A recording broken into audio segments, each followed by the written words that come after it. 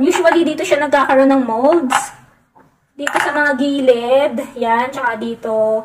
Tapos sa mga gilid nito. Pero ngayon, kung makikita nyo, ilang buwan na siya, hindi na siya nagkakaroon ng molds. Yan, sa mga gilid-gilid niyan. Wala talaga siyang molds. Ilang buwan na siya. Ayan, dyan siya nagkakaroon. May mga itim-itim na namamahay. Na mga, anong tawag doon? Sa Tagalog yung molds. Mga, kalimutan ko kung ano yung Tagalog.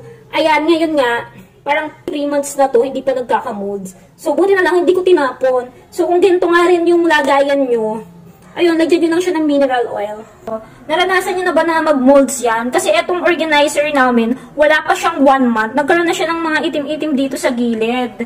So, dapat itatapon ko na lang to. Kaya lang, sabi ni Bujek sa akin, is wag ko nga daw itapon. Kailangan nga lang daw tong i-season para nga daw hindi na siya magkaroon ng molds. So, ang ginawa lang ni Bujek dyan is, nilagyan nga ho niya nitong mineral oil.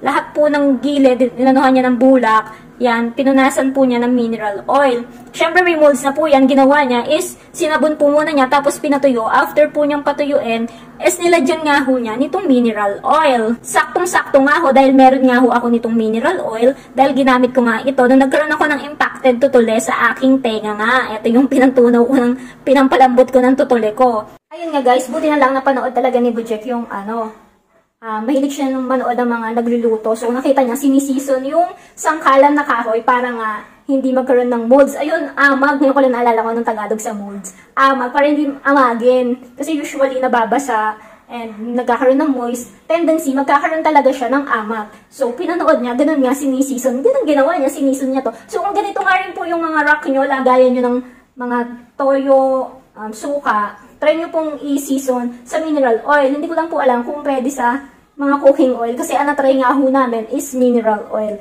Yun lang po. Sana makatulong. Thank you for watching. Kuting-ting. Bye-bye!